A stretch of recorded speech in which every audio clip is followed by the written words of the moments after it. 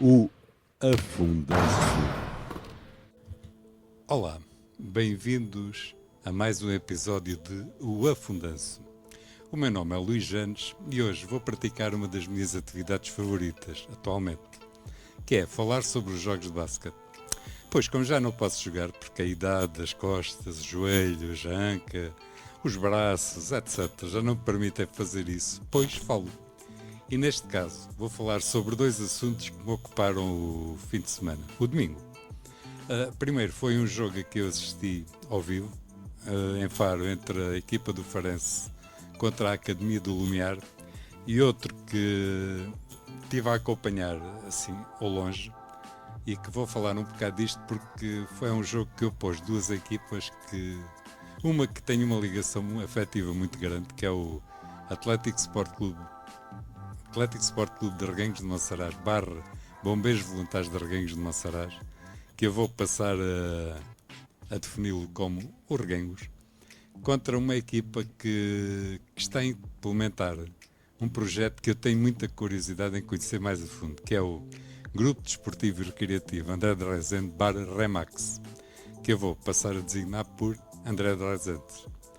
Portanto, este jogo, o resultado foi 86-96 a favor da equipa de André de Rezende, e ambas as equipas estão a disputar a Série D da 2ª Divisão. E nesta altura o André de Rezende segue isolado no primeiro lugar com 6 jogos, 5 vitórias e 1 derrota, enquanto que o Reguengos chega em quinto com 3 vitórias e 3 derrotas. Nos próximos episódios vou falar mais detalhadamente destes clubes.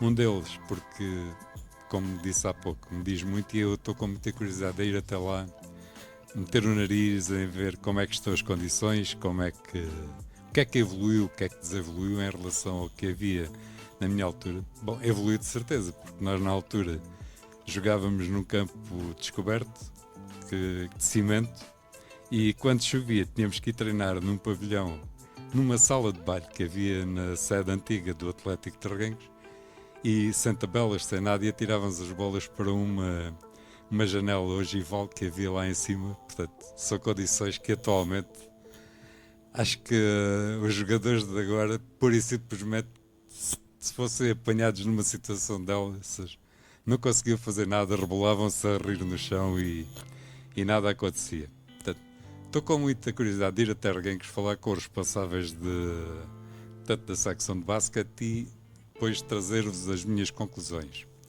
Em relação ao André de Rezende, portanto, quero falar-vos do projeto deles porque é um projeto que está a escapar à regra do que tem acompanhado as equipas alentejanas nestes tempos, que tem sido o desinvestimento, procurar sobreviver porque não há dinheiro. E no Alentejo, a maior parte das vezes, nem sequer jogadores há.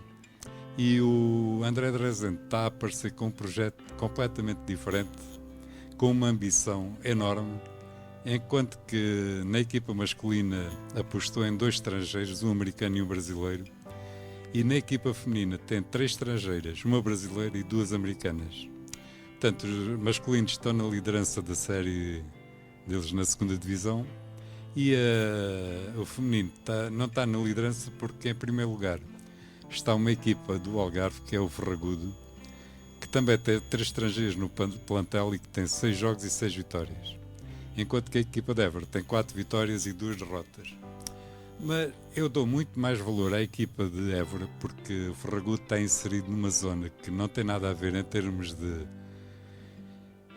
nada, francamente, em termos de população, em termos de apoios, em termos até de competição a que está inserida, com muito mais equipas, muito mais possibilidades de fazer jogos entre as equipas de Faro, de Quarteira, de Olhão, de Portimão. Portanto, é uma envolvência que, infelizmente, para o Alentejo, o Algarve está a anos-luz do que se passa na província vizinha. Mas, como ia dizendo, portanto, para além do mais, que eu me lembro, em masculino no Alentejo já houve várias situações de apostas em jogadores estrangeiros para conseguir passar de escalão.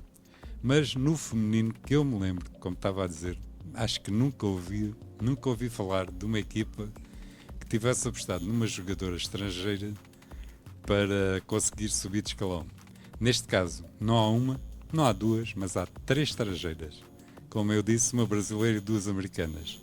Portanto, faz com que esta equipa esteja muito bem e depois tem aproveitado a cantera de André de Rezende, um clube que já tem alguns anos de existência, e tem aproveitado as jogadoras de outras equipas que vão até Évora tirar cursos na universidade. Estou muito curioso de ir falar vou procurar falar com 2 dos principais rostos do projeto, o professor Luís Francisco e o Rui Pechincha, e vamos ter muito de conversar garantidamente, e por isso não percam nos próximos episódios do Afundance mais novidades sobre este assunto. E agora, como tinha dito ao início deste programa, vamos dedicar-nos à pièce de résistance. Vocês não sabiam que eu sabia falar francês, não é? Isto é muito para a frente. Embora esta parte seja apenas para dar um pouco de luz cultural a este episódio.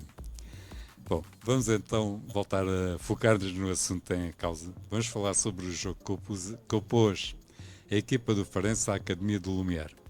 E ao contrário do que eu tinha projetado, tendo em consideração as posições das equipas na classificação, eu pensava que ia ser um jogo muito mais tranquilo do que os últimos 2 jogos a que assisti do Farense. Mas estava muito enganado. Em princípio, se calhar pela quantidade de baixa explosão que o Farense tem nesta altura. Portanto, tem o Renato Ribeiro e o Filipe Von Ave lesionados, 2 jogadores muito importantes no esquema tático da equipa, e no domingo juntou-se o Miguel Toureiro, que é um base com experiência de Liga Betclic, com experiência de Pauliga e muito importante para o Farense. E, como se tudo isto não bastasse, o Rafael Wildner não começou o jogo. Pelo que as informações que recolhi, é por se encontrar adoentado. Isto motivou que fosse um jogo muito equilibrado, muito mais equilibrado do que se podia prever. Portanto, no primeiro período, o resultado era empate a 18. No fim do segundo período, o Farense estava a perder por 2 pontos, 32-34. No fim do terceiro período, o Farense já estava a ganhar por 54-53. E no fim do jogo, o Farense conseguiu levar de vencida a Academia do Lumiar por 2 pontos, 66-64. A Academia apresentou-se apenas com 8 jogadores, alguns deles já com alguma veterania. Por exemplo, o Bakassama jogou 36 minutos e que, embora com um estilo muito pouco ortodoxo de jogar, causou bastantes problemas à defesa do Farense. O Bakassama, que foi um jogador que teve 36 minutos e 11 em jogo e marcou 10 pontos. Em relação também à Academia, o Carlos Gonçalves é outro jogador que não digo muito, porque comparado comigo são meninos, mas é um jogador já com alguma veterania, teve que jogar praticamente o jogo inteiro. Carlos Gonçalves, que é o capitão da equipa. No Farense, destacaram-se novamente o Marcos Terry, com 36 minutos e 38 de jogo, e o melhor marcador da partida, com 30 pontos. E no domingo, como não tinha nem o Miguel Toureia, nem o Rafael Wildner de início, teve que tomar responsabilidades muito mais abrangentes, porque a equipa que entrou de início teve como base o André Garrana, que é um jovem jogador, e o Guilherme Santinhos, que também é um jovem jogador que veio do Imortal e que está a procurar aproveitar este espaço para se firmar como jogador, o André Fernandes e o Gonçalo Moraes. Portanto, desta equipa, os únicos assim mais experientes seriam o Gonçalo Moraes e o Marcos Terry. Tanto como não havia Miguel Toureiro nem Rafael Wilmer, o Marcos teve que puxar pelos galões. E vou contar aqui uma situação que ocorreu que mostra bem a importância que o Marcos Terry tem na equipa do Farense. Um dos jogadores da Academia, o número 6, o Denilson Tavares, é um jovem com uma capacidade técnica belíssima, muito ágil, com umas capacidades físicas de exceção. Estava a estourar completamente a defesa do Farense e o Marcos Terry foi fazer-lhe marcação homem a homem. Como os jogadores americanos têm uma experiência de jogo muito mais abrangente que a nossa. Tudo o que eles possam utilizar para ganhar vantagem, eles utilizam. Eu sei que ele conseguiu entrar na cabeça do Denilson, meteu o rapaz completamente em frangalhos. Tanto que chegou uma altura que mesmo no fim do segundo período, o Denilson conseguiu uma entrada, conseguiu um sexto belo efeito e virou-se para o Marcos mesmo com más ideias. Tiveram que ser separados e tal. Tiveram que agarrar foi o Denilson, porque o Marcos Terry virou-se de costas e foi andando. E perdeu as tribeiras, e, se calhar fruto da sua menor experiência competitiva. E se na primeira parte estava a ser um dos elementos mais destacados, a partir do intervalo, bom, acabou. Estava muito mais preocupado com outras coisas do que propriamente em continuar a ser influente para a manobra da equipa. E acabou por ser depois de se excluído com 5 faltas já na parte final do desafio. Na academia também gostei de ver jogar o Gonçalo Gonçalves. É um jogador fraco assim em termos físicos, mas que dirige muito bem a equipa e é muito eficiente a lançar de 3. Foi um bocado penalizado por ter feito a terceira falta no início do segundo quarto e motivou que estivesse um bocado fora do jogo durante um bocado, e quando entrou já não conseguiu entrar no ritmo dos restantes. No Farense, para além do Marcos Terry, notou-se bastante a diferença entre jogar com um poste como o Rafael Wildner ou com outras opções. Como eu tinha dito, o Rafael passou o primeiro período no banco, a partir do segundo período entrou e pegou destaca, já não saiu. Eu, quando estou a dizer isto, não quero de modo nenhum dizer que quero o Guilherme Santinhos, que é um jogador que tem aproveitado muito bem a paragem de outros jogadores que têm sido titulares. Tem evoluído muito, está muito mais confiante nele próprio, está muito mais aguerrido, muito mais tudo. Neste jogo, por exemplo, todas as tentativas que fez de lançar ao sexto marcou, teve 100% de eficácia, 4-4 em lances livres e 2-2 em lançamentos de 2. E ainda juntou-lhe mais 10 saltos.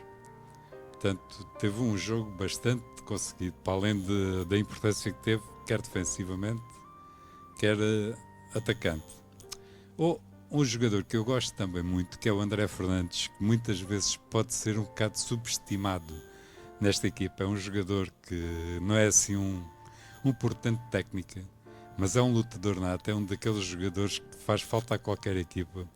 Eu, como treinador, adorava ter este tipo de jogadores que nunca desistem, vão ser para a luta, se for necessário metê-los nos piores sítios, a tapar os adversários mais complicados, para ele é indiferente, vai e faz o trabalho dele e pronto. Gosto muito do André Fernandes, acho que é muito importante para a equipa. Mas, quando o Rafael está em campo, o jogo flui de outra maneira. Muito mais ordenado, está a hipótese de, no ataque, conseguir pivotar com ele e libertar outros jogadores. E, para além do mais, garante muito mais saltos. Foi o melhor saltador do encontro com 16. Tal como disse, em segundo ficou o Guilherme Santinhos com 10 e o Carlos Tavares da Academia também com 10. Quero também deixar uma palavra para o Gonçalo Moraes, que é um jogador com escola.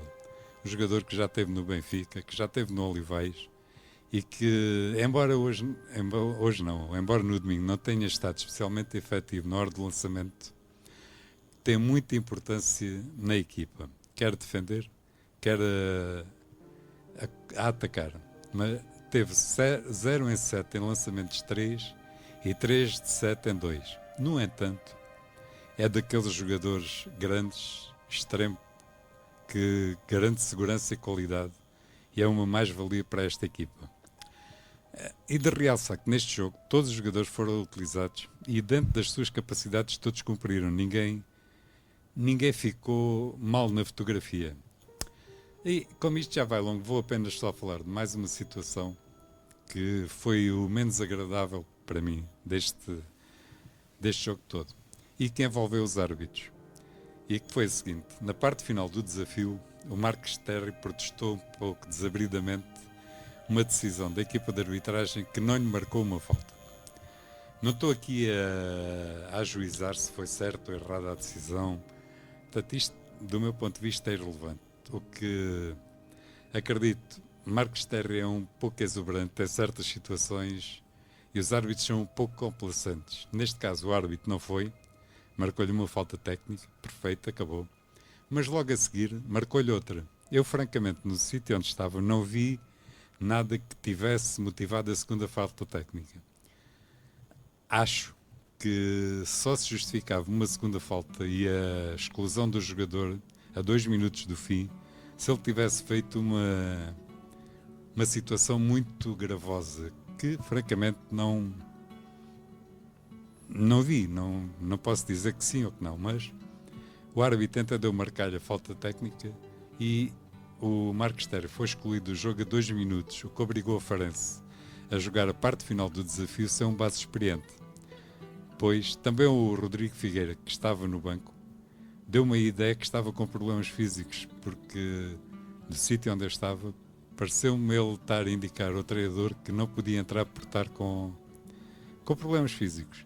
O resultado disso foi que o Farense teve de estar a jogar os últimos 2 minutos com o jogo perfeitamente equilibrado, sem nenhum base de referência daqueles que normalmente costumam decidir os jogos.